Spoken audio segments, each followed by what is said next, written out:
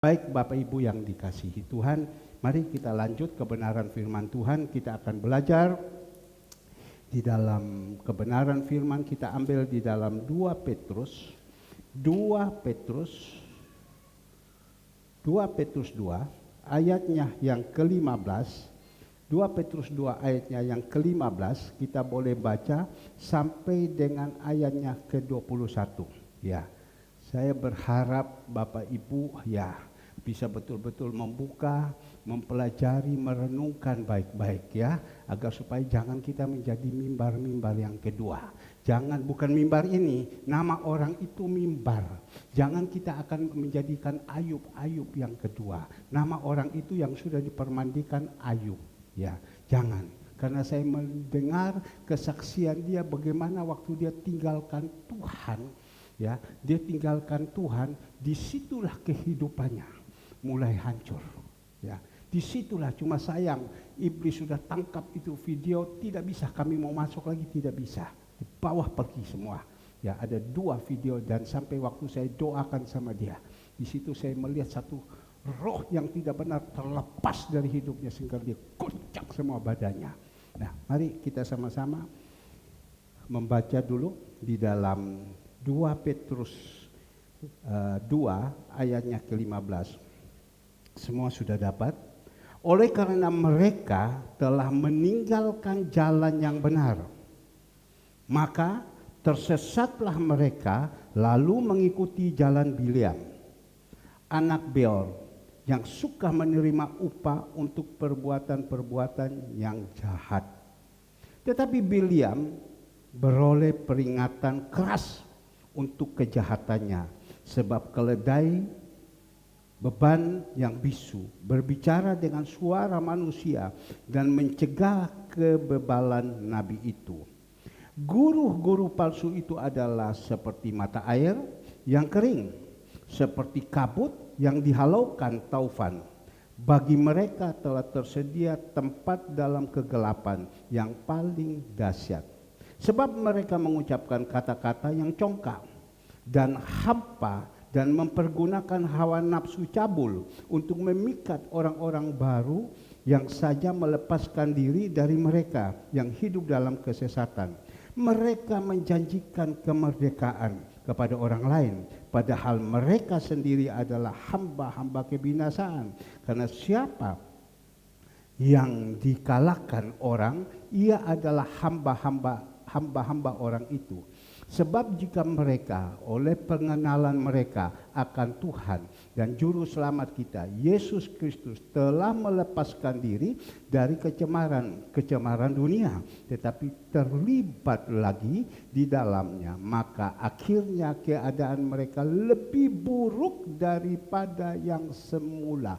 Lebih buruk daripada yang semula boleh digarisbawahi. 21. Karena itu bagi mereka adalah lebih baik jika mereka tidak pernah mengenal jalan kebenaran daripada mengenalnya, tetapi kemudian berbalik dari perintah kudus yang disampaikan kepada mereka. Bagi mereka cocok apa yang dikatakan peribahasa yang benar ini: anjing kembali lagi ke mutannya dan babi mandi kembali lagi ke kubangannya. Nah, Bapak Ibu yang dikasihi Tuhan, selamat pagi kita semua yang sudah ada pada pagi hari ini.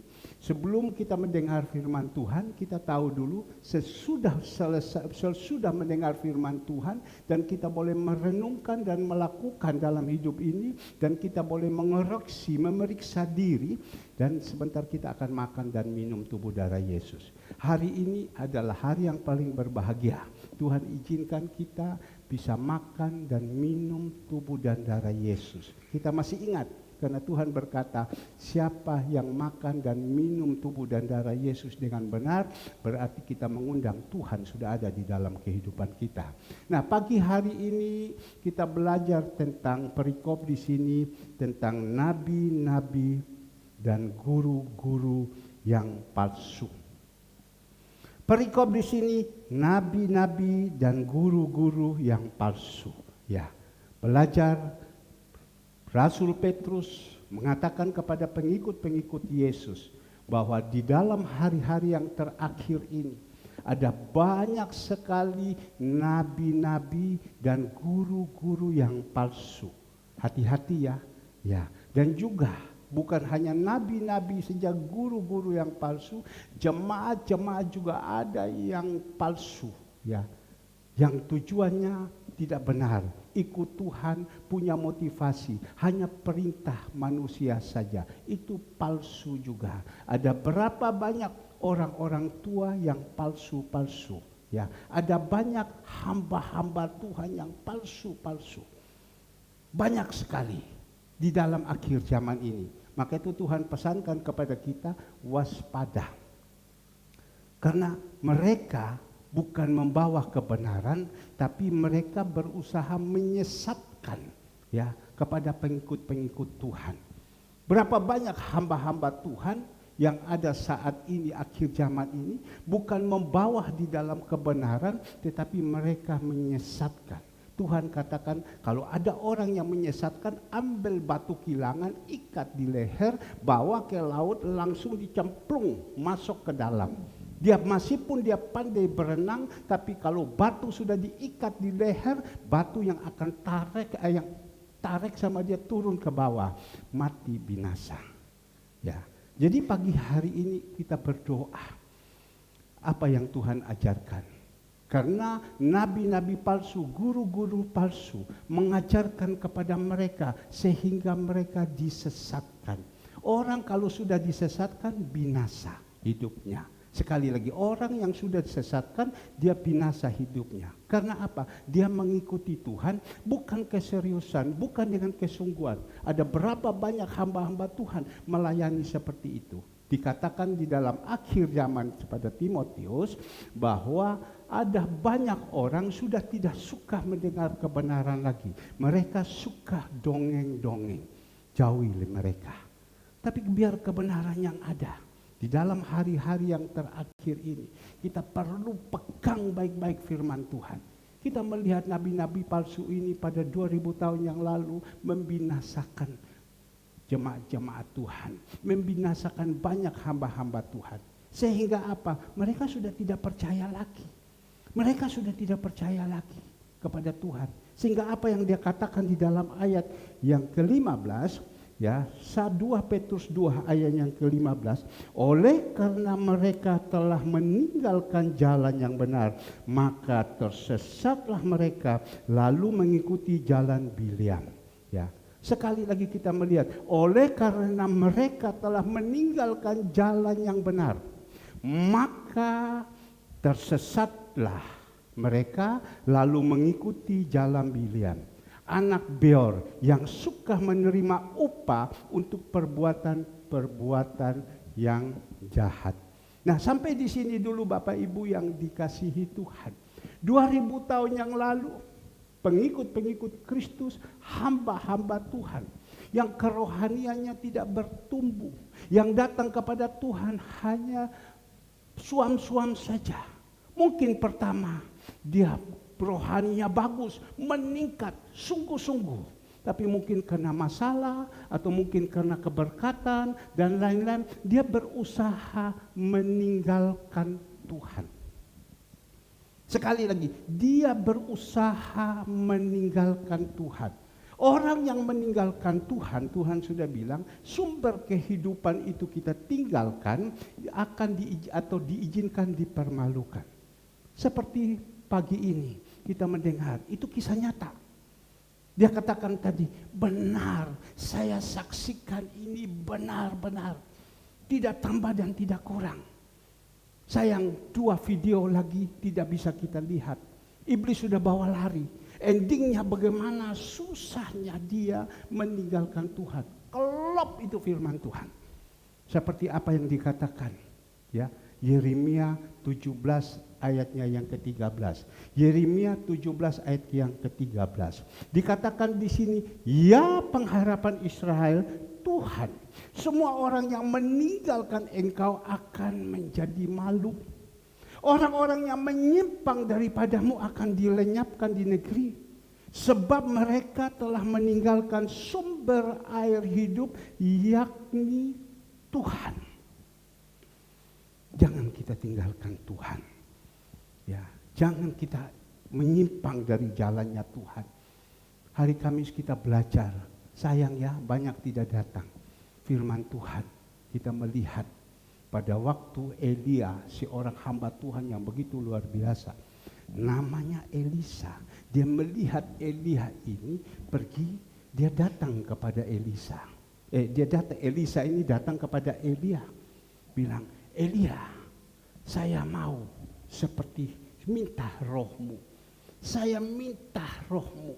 Saya minta berkatmu. Karena pada waktu itu Elia manusia biasa, tetapi dia hidup dalam kebenaran. Tuhan pakai dia berperang melawan nabi-nabi Baal, menang terus. Sampai Elisa mengatakan, saya kepingin sekali minta seperti engkau. Tapi kita melihat apa yang dikatakan Elia. Ikut aku. Kalau engkau mau, ikut aku. Dan kalau kau mau dapat, kau lihat nanti. Sebentar saya akan diangkat. Hidup oleh kereta hidup diangkat. Engkau bisa lihat dan engkau akan dapat. Tapi kita belajar. Elisa ini orang kaya.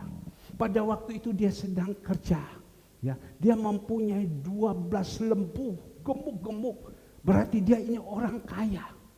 Ya, orang kaya punya semua. Tapi pada waktu dipanggil, dia langsung tinggalkan semua lembu-lembu itu. Dia datang mengikuti kepada Elia. Nah, Bapak Ibu yang dikasihi Tuhan, dia datang mengikuti Elia. Dia tinggalkan semua. Maka itu pagi hari ini kita belajar. Kalau kita mau berkenan sama Tuhan, kita mau diberkati sama Tuhan, kita tinggalkan semua apa yang ada. Kalau Tuhan sudah panggil kepada kita, kita tinggalkan kehidupan kita yang lama, kita tinggalkan semua yang lama, kita tinggalkan. Tapi kita melihat ini, dia bukan tinggalkan pekerjaannya, tinggalkan kehidupan yang lama, ini dia tinggalkan Tuhan. Dia tinggalkan Tuhan, tidak satu kebetulan. Pada waktu itu saya mendapatkan orang ini yang memberikan kekuatan kepada saya. Saya juga bersyukur. Pada waktu itu kami ada di Batu, di situ hotel yang begitu besar, kamar ratusan. Kok hanya ada 2 orang saja tamu, saya dan istri. Kalau Bapak Ibu dengar tadi, dia bilang pertama Om Herman bicara rodok keras. Ya memang saya berbicara karena tujuannya untuk demi kebaikan hotel ini. Ya, karena pada waktu kami masuk, kami mau makan, kami tanya. Biasa kalau makan kan makanan di meja itu kan banyak, tinggal kita pilih saja mau makan. Pada waktu itu dia tanya, Bapak mau makan apa? Loh, mana makanan di meja? Kok tidak ada? Iya Pak, tidak ada, mohon maaf Pak. Karena tamu ini tidak ada. Biasanya tamu ini banyak, orang-orang Belanda, orang apa, banyak hotel itu enak sekali, banyak. Tapi hari ini hanya Bapak dan Ibu saja. Jadi Bapak dan Ibu mau makan apa? Pertama saya berbicara agak tegur mereka, loh kalau macam begini kan rugi. Ya, hotel ini bagaimana kamu harus bisa siapkan, tapi saya sadar, ya masa hanya 2 orang dia harus siapkan makanan sekian banyak. Saya juga harus bijaksana, saya harus bisa nerimo yang baik. Ya sudah, saya diam. Tapi Bapak Ibu yang dikasihi Tuhan tadi dia mengatakan, kok Pak pendeta ini kok bicaranya agak keras. Tapi dia bilang, saya melihat wajahnya. Saya melihat cara berbicara dengan ini orang itu, kok Bapak ini orang baik, muka Bapak ini orang baik. Saya tidak memuji diri saya, tapi dia melihat, saya bersyukur, saya kan tidak tahu tentang saya. Ya, saya melihat Bapak ini kok orang baik. Jadi saya tidak percaya kalau tadi Bapak ini keras. Karena apa? Bapak waktu saya liwat bolak-balik, Bapak itu mengatakan tobat. Karena apa? Pada waktu itu. Nah, kenapa saya bisa berbicara itu? Pada waktu itu, saya bangun pagi, Ibu Gembala mengatakan kepada saya, ini ada WA dari seseorang mengatakan, tolong pelayanan saya sekarang ini di stop dulu. Karena saya baru mendapatkan kerjaan, jadi saya mau fokus hidup saya ini dalam pekerjaan. Jadi tolong pelayanan saya itu di stop. Ya oke, fine saja. Tapi di situ Bapak Ibu saya berpikir, kenapa kok kita jadi manusia? Ya, sudah merasakan pertolongan Tuhan di dalam kehidupan kita. Pada waktu kita susah, kita berdoa sama Tuhan. Tidak ada kerjaan, kita berdoa sama Tuhan. Semua kita berdoa sama Tuhan. Pada waktu Tuhan sudah tolong, kita balik kucing. Ingat kita melihat apa yang dikatakan Mahfud MD. Saya tidak mau. Pak Jokowi sama saya itu baik sekali. Saya tidak mau langsung saya dengan gitu saya balik muka. Saya harus datang ketemu sama dia. Saya berbicara baik-baik. Ya, dia terima sama saya pada waktu itu baik-baik. Dia sekarang saya harus bicara sama dia baik-baik. Orang dunia bisa begitu. Jadi pada waktu saya mendengar macam begitu, saya sebagai bapak, saya sedih. Saya sedih. Karena saya tahu akibat daripada orang yang meninggalkan Tuhan pasti diizinkan dipermalukan. Saya tidak minta itu. Tetapi firman Tuhan itu ya dan amin. Pasti dipermalukan. Karena ya dan amin. Firman Tuhan. Tapi pada waktu itu saya berdoa. Aduh, saya minta Tuhan kasih saya tenang. Kasih saya tenang, karena saya tahu, saya kasihan, saya punya anak-anak. Sudah dibimbing dari awal, sudah naik, sudah selesai, sudah naik, sudah bisa dapat kerja. Tinggalkan Tuhan, tidak mau melayani Tuhan lagi. Maka itu pepatah Cina, itu senantiasa itu benar. Ya, di dalam Samkok mengatakan, Ceren semian puji sing, tahu hati, tahu muka, tapi kita tidak tahu yang lain. Ya, dan dikatakan di situ balik muka, tidak bisa berterima kasih sama Tuhan, langsung balik muka. Maka itu Bapak Ibu, saya sedih. Pada waktu saya sedih, saya coba curhat. Mungkin ada yang bisa saya bicarakan, yang bisa saya nasihati, dan disitulah Bapak Ibu, waktu saya berbicara saya kepada seseorang, saya menceritakan segala semua, mungkin ada orang yang bisa membicarakan supaya menyelamatkan mereka. Tapi Tuhan tahu hati saya, Tuhan tahu saya susah. Bukan susah karena tinggalkan ini, tidak. Susah kenapa kamu harus meninggalkan apa yang Tuhan percayakan kepada kita. Apalagi kita tahu Elisa waktu dipanggil, ayo ikut aku. Bukan dia tinggalkan Tuhan, malah dia tinggalkan semua. 12 lembu yang ada dia tinggalkan semua. Dan kita melihat Elisa dipakai sama Tuhan luar biasa. Dan kita melihat juga Petrus pada waktu dipanggil sama Tuhan. Bukan dia tinggalkan Tuhan, tapi di situ waktu Tuhan bilang, ikutlah aku. Dia tinggalkan perahunya, dia tinggalkan kapal ikan-ikannya, dia ikut Tuhan. Dan kita melihat Tuhan pakai dia bagaimana. Saya juga seperti itu. Tuhan panggilkan kepada saya tinggalkan semua usaha-usaha saya yang ada. Saya ikut Tuhan. Dan sampai hari ini, kehidupan saya ini bagaimana. Nah Bapak Ibu yang dikasihi Tuhan. Pada waktu itu saya punya hati di situ, saya berbicara. Tapi Bapak Ibu, tiba-tiba Tuhan hibur saya. Ketemu yang namanya mimbar. Saya kok melihat Bapak ini seperti ada daya tarik. Saya kepingin mau datang sama Bapak, tapi saya takut. Ya, saya melihat sama Bapak itu ada seperti cahaya kemuliaan yang ada di situ. Nah Bapak Ibu yang dikasihi Tuhan, dan Tuhan pakai kepada saya untuk memenangkan itu. Masih ada 2 video yang tidak bisa saya keluarkan. Dan tidak bisa, Andre sudah usahakan dikompres dan lain-lain. Bukan kompres pakai air panas, tidak. Dikompres dengan cara apapun supaya tapi tidak bisa. Ya sudah, tapi saya boleh menceritakan. Ending daripada orang yang meninggalkan seperti mimbar ini. Yang dia bawa Bapak Ibu, istri dan anak-anaknya semua. Selama 13 tahun mereka tinggalkan Tuhan. Kehidupan mereka itu dah karuan-karuan. Hampir pecah, hampir cerai. Anak terhambur kiri, terhambur kanan. Sehingga pada waktu itu dia bilang, saya bekerja ini dengan susah payah. Kepala di bawah, kaki di atas. Untung saya masih. Tapi oleh belas kasihan Tuhan, Tuhan izinkan kepada saya berbicara. Om, mulai saat ini saya bertobat. Dan mulai saat ini saya berjanji akan memanggil istri saya, memanggil anak-anak saya. Dulu anak-anak saya sekolah minggu, dulu anak-anak saya pelayan Tuhan di situ. Istri saya dari seberang sudah ikut dan saya akan memanggil mereka untuk ikut kembali.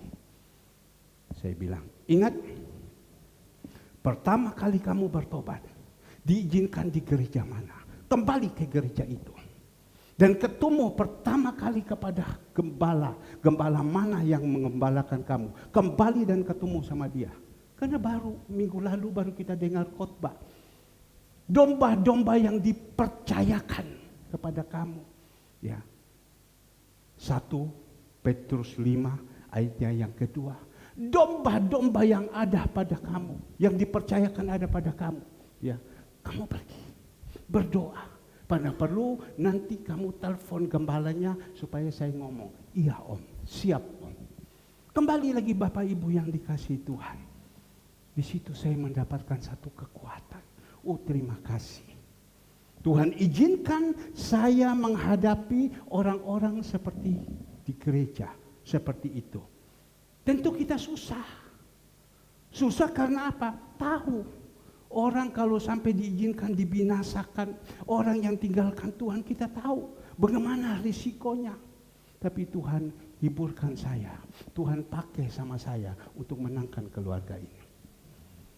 Dan kembali, saya tadi waktu Yvonne memimpin pujian dan lain-lain, Roh Kudus hanya taruh kepada saya. Kamu lihat ini saudara Yvonne, kamu lihat itu Ibu Andreas.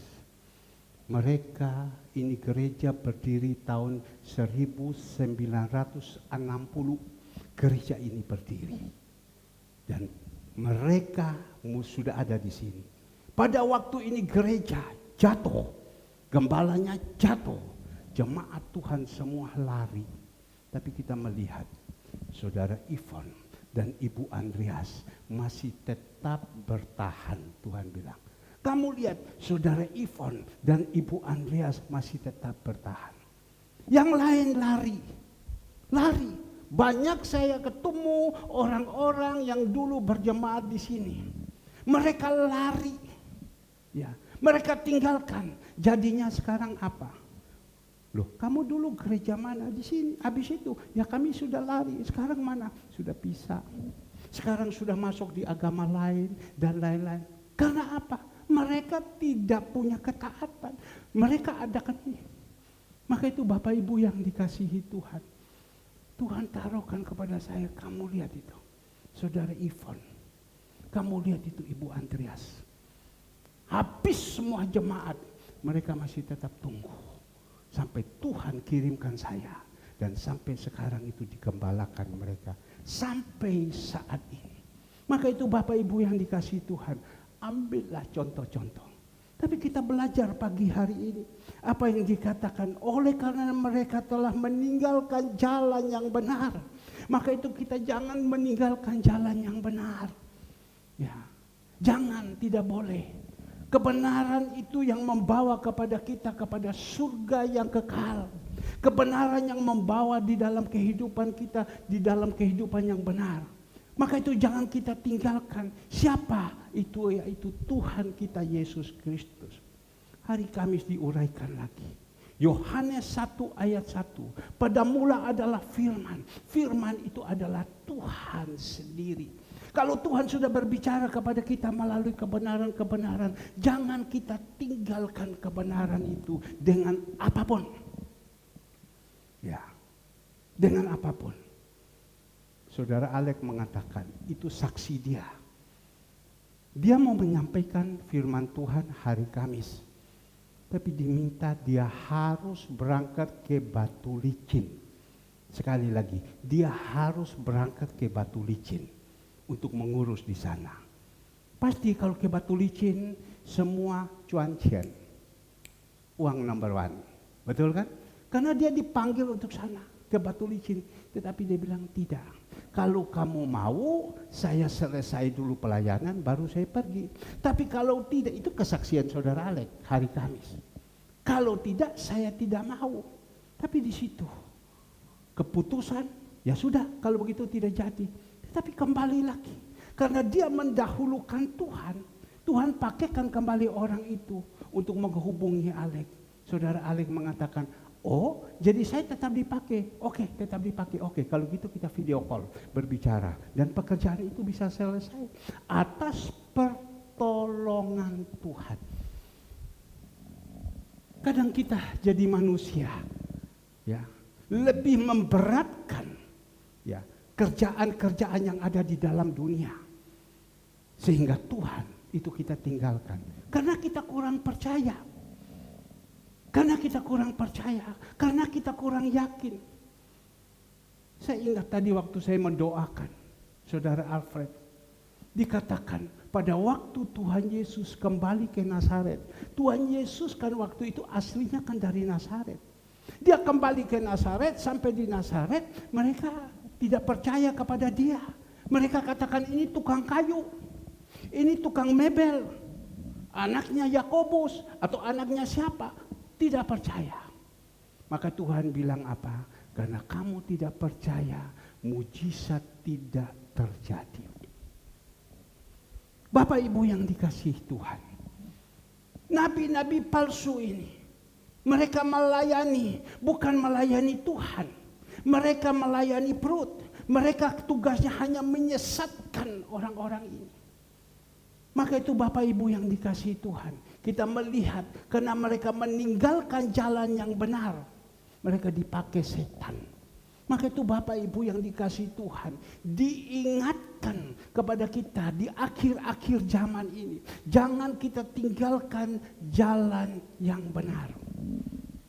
Kalau kita tinggalkan jalan yang benar, kita ikut di dalam keduniawian ini, habis hidup kita. Kemarin pagi saya berbicara dengan seseorang, karena dia yang katakan kepada saya, Pak, saya melihat 2 tahun lebih, ya, Bapak memberkati orang-orang di panti, werda, yatim, dan orang-orang di pinggir jalan. Ya, kok bisa berjalan terus? Secara manusia itu adalah satu kebodohan. Tetapi karena itu adalah jalan yang benar, saya jalankan. Dan sampai hari ini, masih tetap berjalan yang baik. Sampai hari ini masih tetap berjalan yang baik. Tentu kita memberikan itu membutuhkan doku, membutuhkan semua yang lain. Tapi Tuhan siapkan semua. Karena apa? Kita jalankan kebenaran, jalan yang benar. Tapi kita belajar dulu tentang firman Tuhan ini, ya.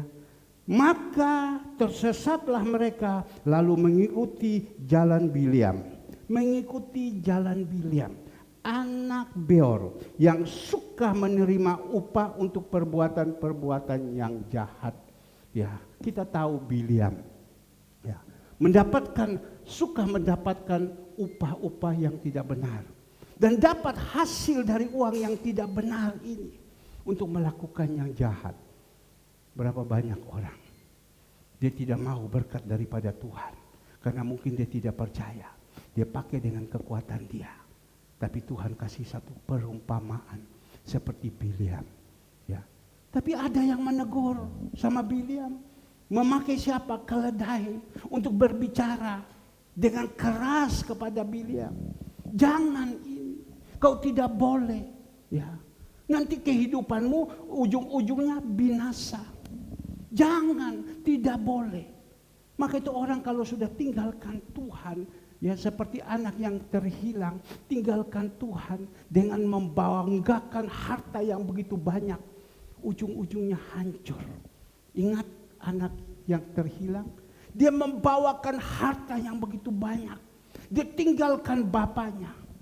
Secara logika, secara hitung-hitungan, dia membawa harta. Mungkin dipakai 7 turunan tidak habis. Tapi kita melihat Tuhan izinkan. Ya, Tuhan izinkan harta yang dia bawa itu habis. Karena apa? Dia meninggalkan sumber air kehidupan. Bapak, Ibu yang dikasihi Tuhan, pada pagi hari ini, kalau Biliam dipakai, ya, keledai untuk berbicara, kita yang ada di sini, termasuk saya, dipakai juga untuk berbicara, agar supaya kita jadi anak-anak Tuhan. Jangan kita tinggalkan kehidupan yang benar ini. Jangan kita tinggalkan sumber air kehidupan. Saksi dari saudara mimbar, ya, Om, saya ini susah, Om. Saya susah, Om. Ya, benar-benar tidak ada ketenangan, tidak ada kedamaian. Dulu istri saya dari seberang, saya sudah bawa kepada dia ke sana. Sudah mengikuti, sudah masuk dalam pelayanan. Rumah tangga kami itu rukun, hidup semua penuh dengan kebahagiaan.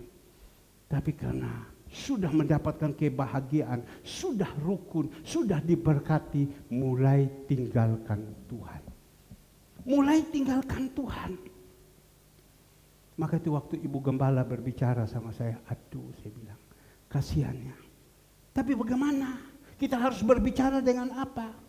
Karena saya tahu itu bukan mereka. Mereka telah diselubungi dengan kuasa-kuasa kegelapan. Mereka sudah tidak sadar. Mereka lakukan ini karena kehidupan mereka di dalam keduniawian. Kadang mereka bisa menjual itu Tuhan. Dengan apa? Dengan dunia ini. Mereka bisa menjual Tuhan dengan cara apapun. Bapak Ibu yang dikasihi Tuhan, kita lihat dikatakan di dalam ayatnya ke-16. Tetapi Biliam beroleh peringatan keras untuk kejahatannya. Memperoleh peringatan keras. Ya. Jadi kalau kadang kita mendapatkan peringatan, ya, dari Tuhan, melalui hamba-hamba Tuhan, oleh sesama seiman, mungkin kita mendapatkan keras, itu tujuannya untuk baik. Tuhan itu sayang kepada kita. Jangan kita berkata, kenapa perkataanmu ini keras? Kenapa perkataanmu keras? Karena Tuhan sayang. Kalau Tuhan sayang, Tuhan pasti menegur kita. Tapi kalau Tuhan tidak sayang, Tuhan tidak mungkin tegur. Karena Tuhan sayang. Kalau Tuhan sudah lepaskan, Tuhan jadikan anak gampang.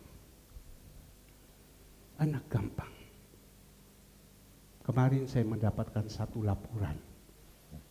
Pelayanan akan ditinggalkan, ini tinggalkan karena ada acara gini-gini. Mereka lapor sama saya, Ibu Gembala lapor sama saya.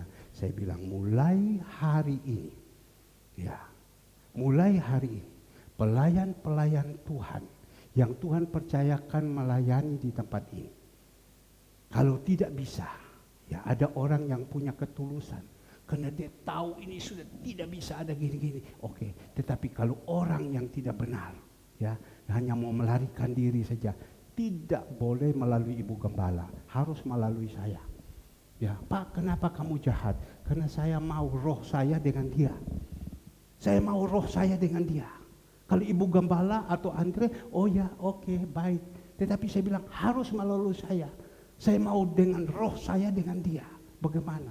Bukan saya menakut-nakuti. Saya belajar agar supaya mereka jangan sampai tersesat, dibawa oleh kuasa-kuasa kegelapan. Ya, berapa banyak orang saya ingat dulu tinggalkan semua pelayanan dan lain-lain. Kehidupan mereka itu bagaimana? Coba nanti tanya Ivon, Ibu Andreas, bagaimana dulu orang-orang yang meninggalkan pelayanan di gereja ini? Ada di mana mereka sekarang? Saya sudah ketemu mereka. Ada yang sudah menikah dengan orang seberang, rumah tangganya sudah pecah, dah karuan-karuan.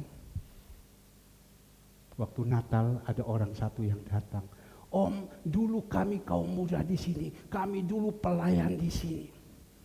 Tapi kami tinggalkan, rumah tangga kami pecah. Kami menikah dengan orang seberang. Dan sekarang kami hidup seperti ini, Om. Gini-gini. Itu yang saya melihat, Tuhan izinkan dipermalukan. Jangan sampai kehidupan kita seperti ini. Apalagi kita tahu hari-hari ini, ke depan Tuhan mau datang, ada begitu banyak kesusahan-kesusahan yang harus kita hadapi. Tapi kita tidak perlu takut. Kalau kita hidup di dalam kebenaran, kita ada di dalam jalannya Tuhan. Tuhan pasti tolong, Tuhan pasti buka jalan. Maka itu Bapak Ibu yang dikasih Tuhan, melalui keledai-keledai ini mereka ditegur. Dengan apa? Dengan keras. Bahkan dikatakan di dalam ayatnya yang ke-16, ke-16, keledai beban bisu berbicara dengan suara manusia dan mencegah kekebalan nabi itu. Berapa banyak orang bebal?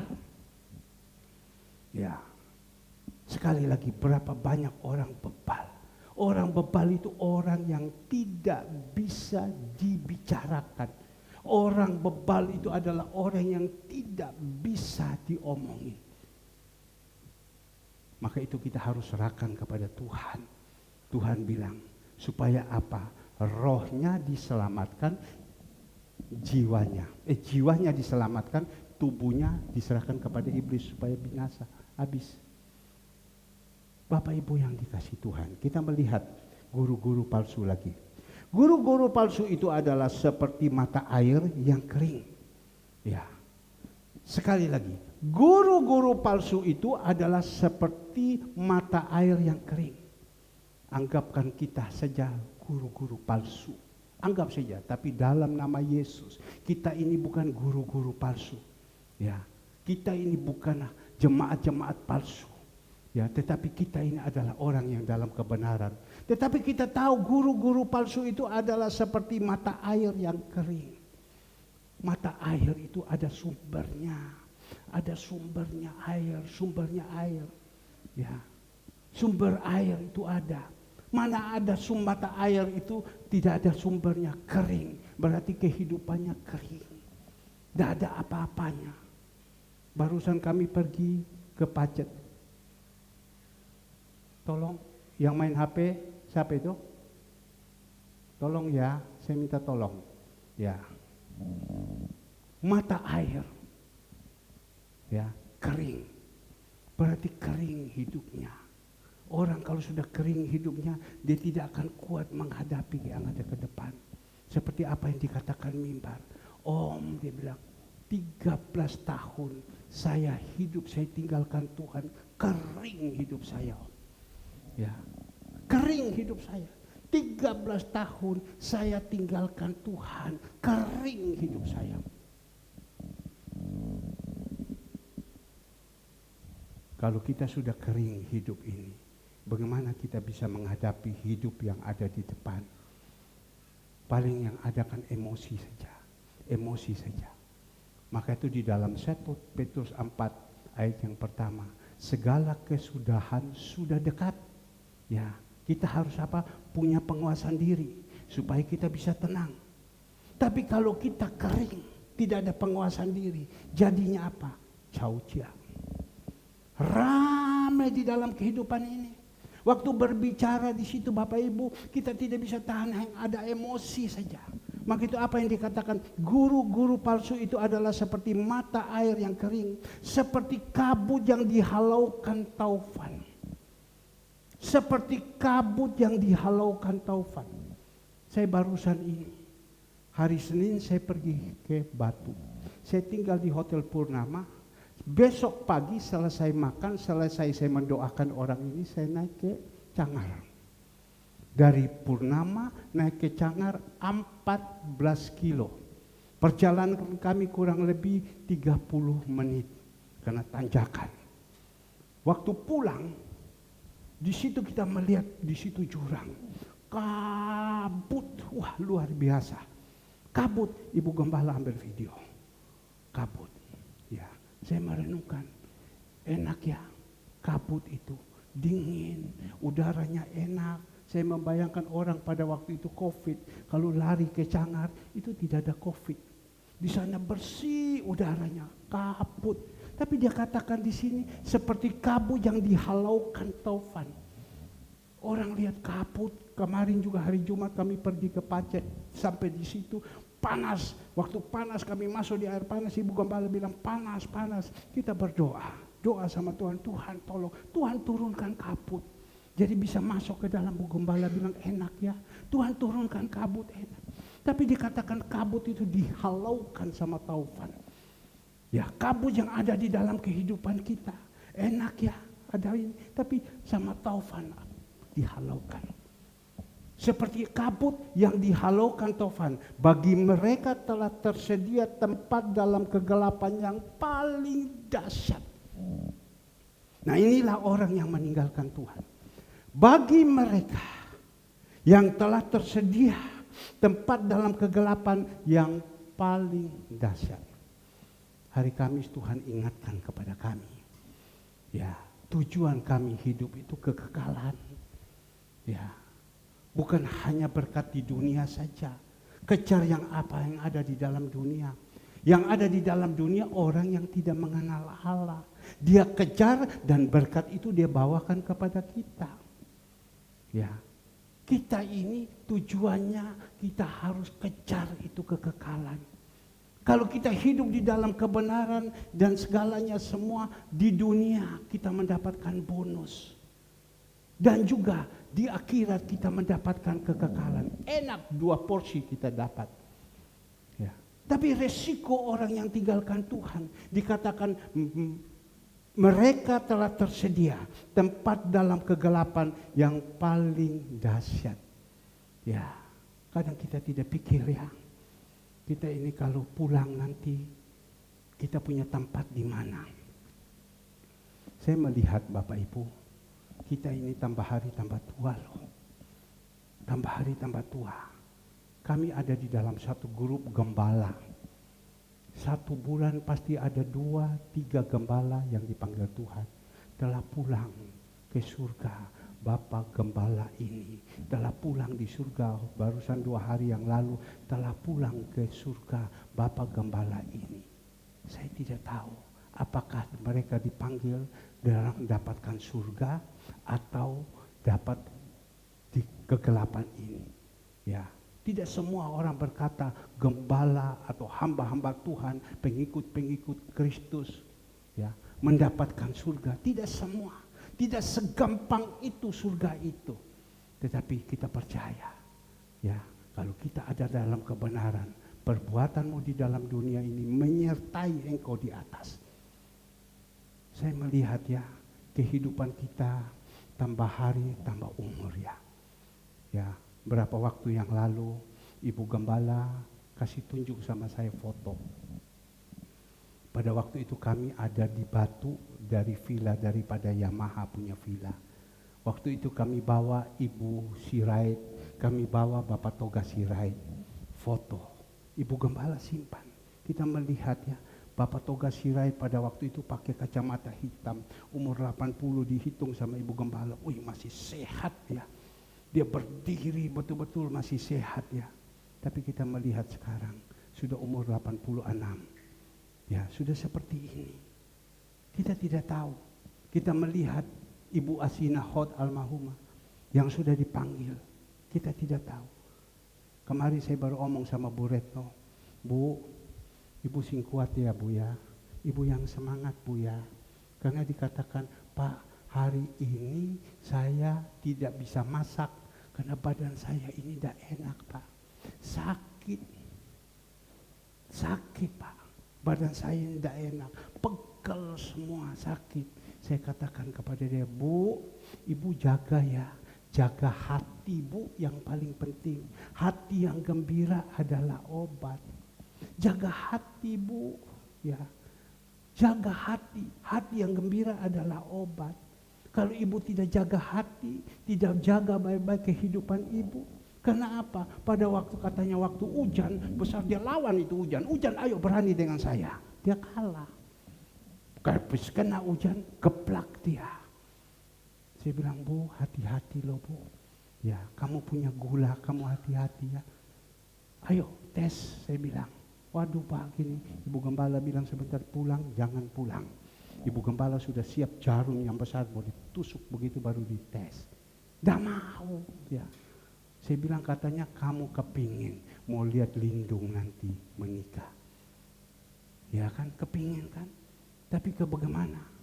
Kau tidak jaga baik-baik ini. Saya tidak tahu kehidupan kita.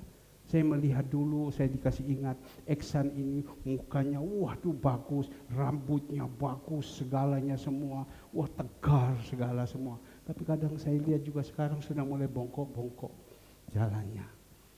Tapi saya melihat Pak Agus ini, wah masih tetap awet muda ya, sehat Pak Agus ya. Saya lihat Ibu Cu masih tetap kuat. Alek bilang nanti hari Selasa mau ajak Ibu Cu main badminton lawan. Ya, enggak katanya. Barusan anak saya Alfred, ya, dia bilang, Pak, aku lagi main badminton, lawan dengan Ko Alek. Dia ngomong begitu. Ya masih kuat, maka itu kita jaga baik-baik. Kita punya kehidupan tambah hari bukan tambah baik, tambah hari tambah tua, tambah hari tambah dekat dengan Tuhan. Maka itu Tuhan minta kepada kita apa? Di dalam kehidupan kita ini, mari kita taruhkan Yesus dalam hidup ini. Supaya Yesus ada di dalam kehidupan kita. Dan kita bisa jalankan, melakukan yang terbaik untuk Tuhan. Kita melihat di dalam ayatnya yang ke-18. Sebab mereka mengucapkan kata-kata yang congkak dan hampa. Dan mempergunakan hawa nafsu cabul untuk memikat orang-orang yang baru saja melepaskan diri dari mereka yang hidup dalam kesesatan.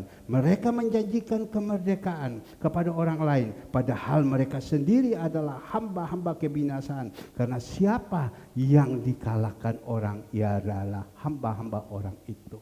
Ya, ada banyak nabi-nabi palsu. Ya, mereka menjanjikan segalanya semua yang baik, tapi kita tidak sadar mereka menyesatkan kita. Maka itu Bapak Ibu yang dikasihi Tuhan, kita butuh pengertian firman Tuhan, butuh merenungkan Taurat Tuhan siang dan malam. Butuh ini supaya kalau ada orang yang datang menyesatkan kita,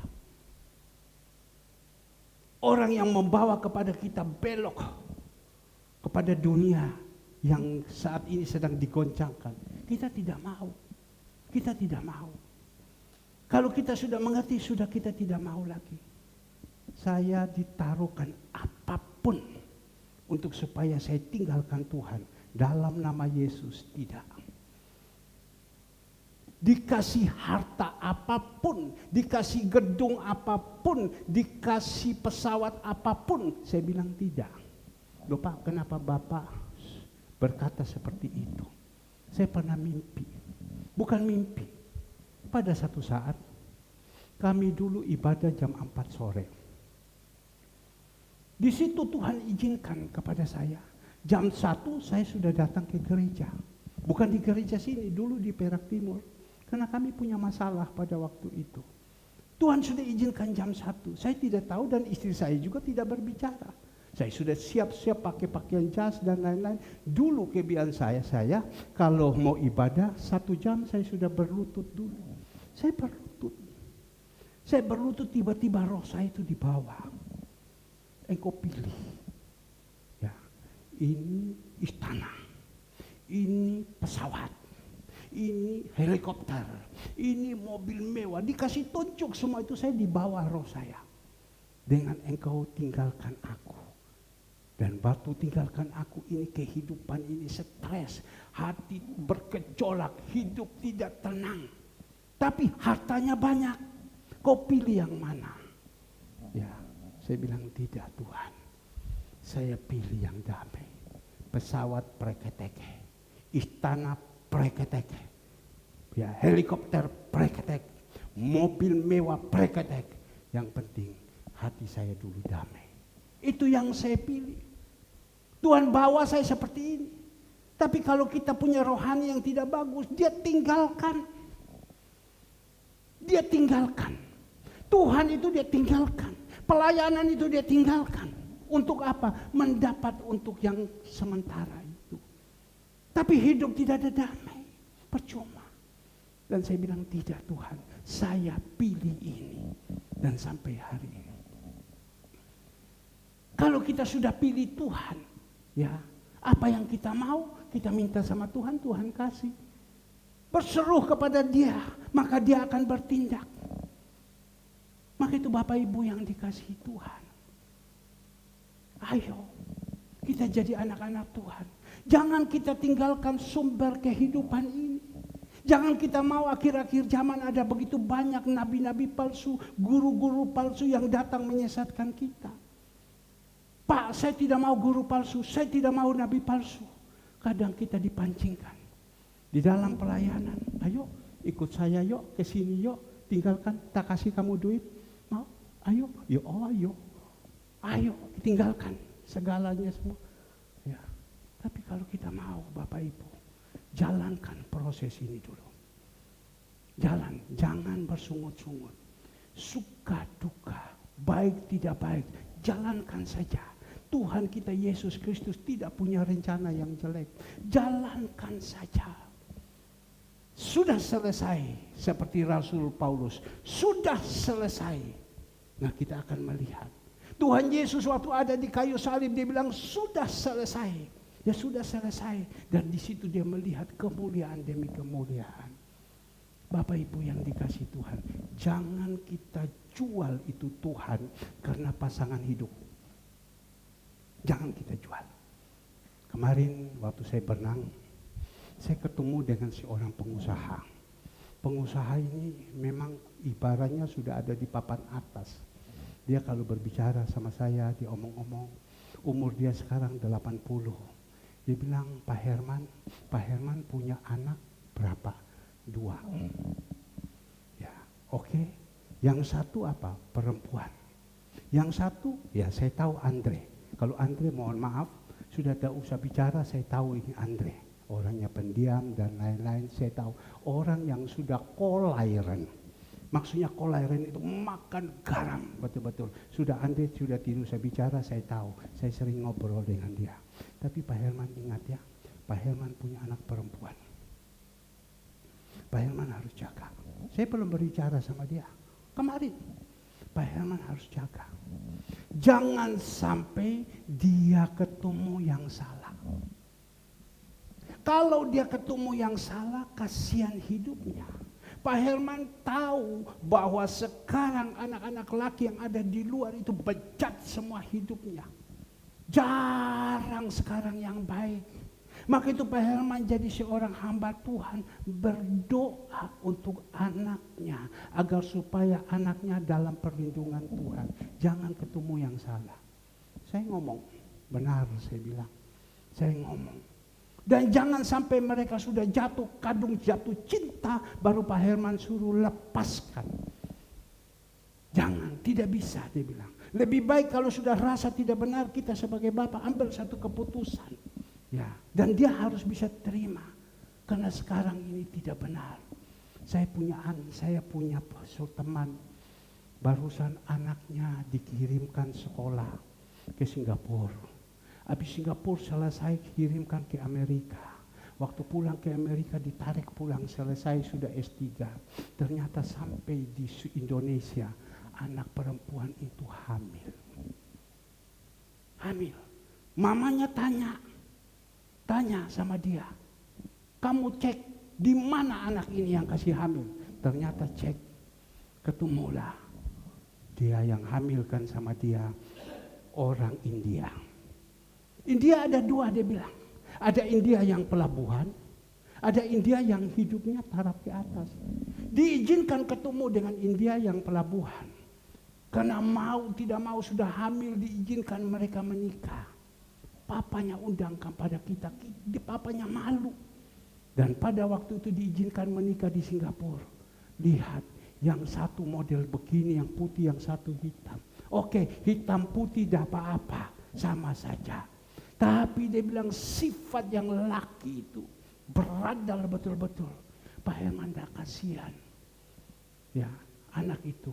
Jadi mamanya ngomong, papanya ngomong, inilah anak-anak kalau tidak dididik yang baik, tidak dijagakan yang baik, tidak didoakan yang baik, kasihan mereka ketemu yang salah. Kalau sudah ketemu yang salah bagaimana? Bagaimana Pak Herman? Oh ya, dia ngomong kepada saya, Pak Herman kan bisa lihat orang, hamba Tuhan. Pak Herman kan bisa tahu semuanya. Ya, bagaimana? Oh ya, saya bilang, saya punya anak perempuan, ada. Sudah punya pasangan. Saya bilang, saya lihat benar-benar. Kalau anak ini tidak benar, ya, saya langsung ngomong sama anak saya, jangan engkau teruskan.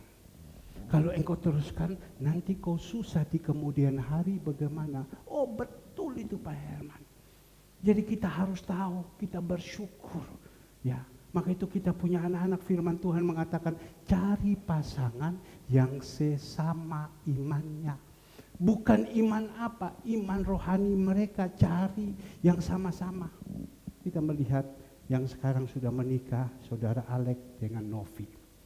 Ya kan? Tiap hari mendengar firman.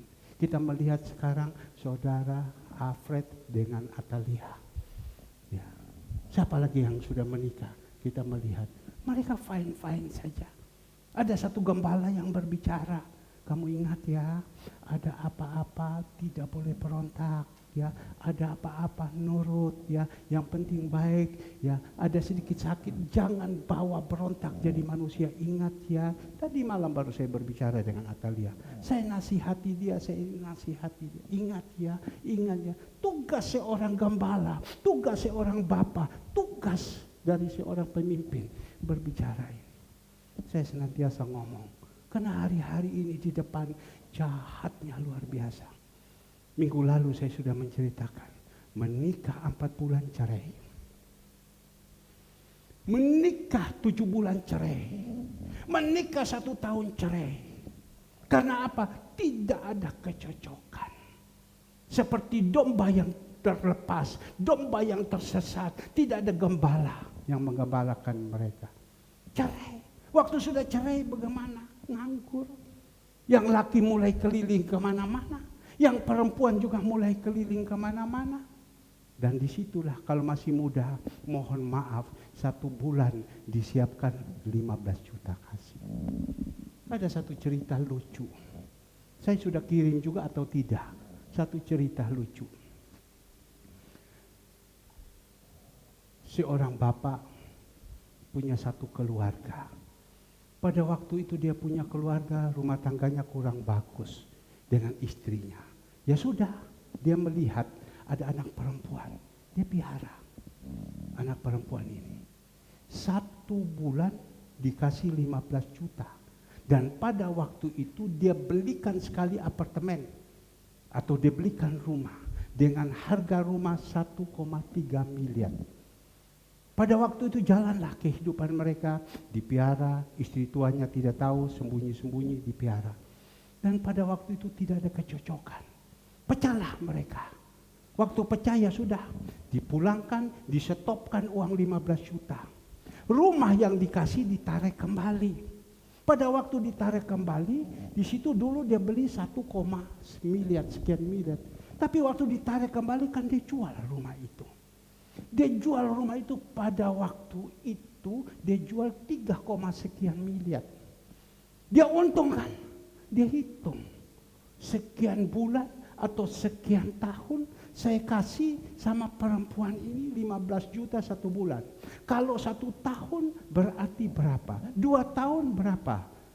Saya kasih dia rumah, dia tinggal. Sekarang putus saya ambil dan rumah itu saya jual. Rumahnya sudah tinggi sekali harga. Dan pada waktu itu dia lapor kepada istrinya. Istrinya tahu.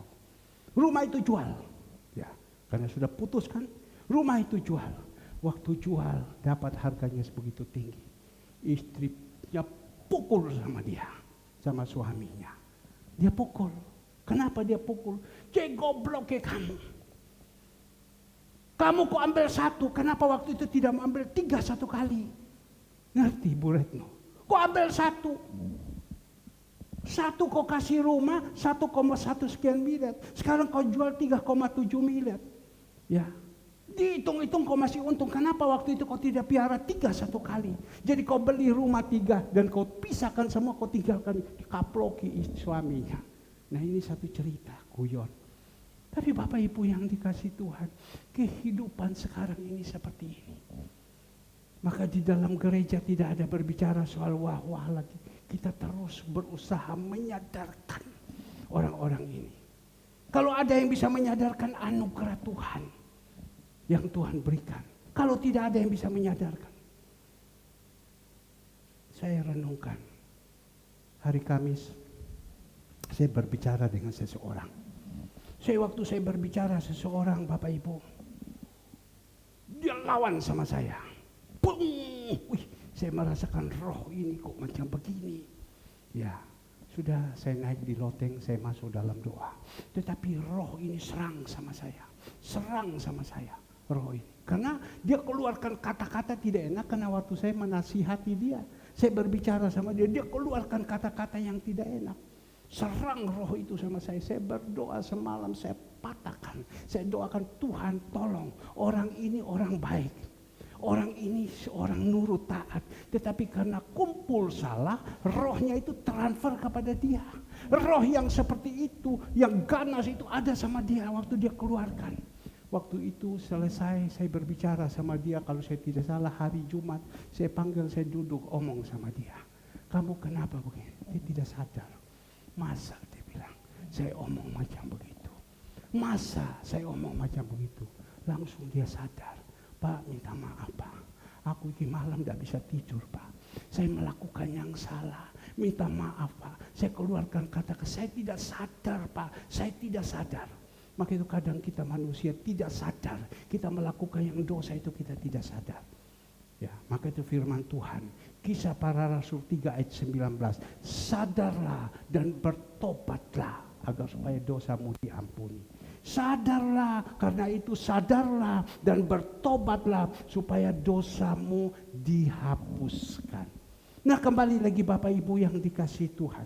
Kita akan masuk di dalam firman Tuhan di dalam ayat yang ke-20. Sebab jika mereka oleh pengenalan mereka akan Tuhan dan Juru Selamat kita, Yesus Kristus, telah melepaskan diri dari kecemaran dunia, tetapi terlibat lagi di dalam, maka akhirnya keadaan mereka lebih buruk daripada yang semula. Jadi kalau kita sudah lepas roh Tuhan ada kepada diri kita, Tuhan mengatakan, berjanji, ada 7 roh, bukan 7, 8 yang bawa, dan kehidupan kita lebih jahat lagi, lebih susah lagi. Jangan ya, kita tidak boleh susah. Ya, kita tidak boleh susah. Kita hanya datang berharap sama Tuhan. Nanti kita akan melihat, berharap sama Tuhan, kita jalankan dan kita akan melihat kemuliaan demi kemuliaan, dan Tuhan berikan kepada kita tenang, damai. Dan selesai akhirnya kita melihat satu ayat. Karena itu ayat 21, karena itu bagi mereka adalah lebih baik jika mereka tidak pernah mengenal jalan kebenaran daripada mengenal, tetapi kemudian berbalik daripada perintah kudus yang disampaikan kepada mereka. Tuhan mengatakan karena itu bagi mereka adalah lebih baik jika mereka tidak pernah mengenal jalan kebenaran. Kalau Bapak Ibu belum pernah mengenal Yesus, Bapak Ibu belum pernah melayani Tuhan, belum pernah jadi tamborin, belum pernah jadi penerima tamu, belum pernah jadi singer, itu mengenal kebenaran. Lebih baik Bapak Ibu tinggalkan Tuhan, tidak apa-apa, daripada Bapak Ibu sudah mengenal, sudah melayani, dan kita tinggalkan Tuhan. Tuhan katakan Galatia 3 ayat 3. Coba kita lihat. Galatia 3 ayat ketiga dikatakan di sini, adakah kamu sebodoh itu? Dikatakan, kamu telah memulai dengan roh, huruf besar Tuhan. Maukah kamu sekarang mengakhiri di dalam daging? Tuhan bilang, bodoh kamu. Kami telah mengalami sebodoh itu. Ya, jangan mau. Kembali lagi tadi ayat, dikatakan kalau kita meninggalkan kebenaran itu yang kita sudah tahu, kita dikatakan seperti apa? Seperti anjing. Bukan saya yang mengatakan, ada di sini yang mengatakan. Ya, bagi mereka cocok apa yang dikatakan, peribahasa yang benar. Anjing kembali lagi ke muntahnya. Ada di sini yang mau disebut anjing? Ada? Ada yang mau? Saya kalau pergi olahraga, mau masuk pintu dari tempat itu, ada anjing herder. Datang. Anjing itu dia tahu. Anjing itu sudah diajar. Ya, saya bilang ini anjing gimana? Kalau kamu suruh sama dia, oh ya Pak. Kalau saya suruh, masuk. Terjang dia, terjang. Tapi kalau saya bilang tidak. Itu anjing yang pintar. Tetapi anjing tugasnya untuk menerkam orang. Ya. Menjaga ini. Tapi kita melihat bagi mereka cocok apa yang dikatakan peribahasa yang benar ini. Anjing kembali lagi ke muntahnya. Ya. Dia makan, kenyang, dia korek, dia muntah lagi. Ya. Muntah lagi. Bahkan juga dan babi menjadi yang mandi kembali lagi ke kubangannya. Babi. Karena daging anjing itu enak. Dibikin masakan Manado, ditambah dengan tahu kembang, wah enak. Ya, babi juga begitu. Ini Imlek ini, ya Imlek ini banyak orang sudah beli daging babi. Untuk apa? Makan. Tapi babi ini dikatakan, ya seperti babi sudah masuk, dibersihkan, kembali lagi dia masuk. Bagaimana kita? Kita ini mohon maaf. Apakah juga seperti firman Tuhan ini? Tidak kan? Jemaat Surya Kebenaran bertahan terus, ya, melayani. Baik tidak baik tetap bertahan. Sudah ambil contoh tadi, lihat saudari Ivon. Ya, semua ada itu lari semua. Kemana? Betul teleponnya? Semua itu, tapi Ivon berdiri tegak. Tapi kita melihat apakah Ivon seperti itu? Kita melihat Bu Andreas, semua dulu jemaat lari. Ya lari karena apa? Ya salah, pemimpinnya salah, ya patah sudah, mereka pamit. Ya, tapi yang lari pada waktu itu, jadinya ujung-ujung jadi apa? Oke, pemusik singar sudah selesai. Ayo mari kita memeriksa diri dan sebentar kita akan makan dan minum tubuh dan darah Yesus. Mari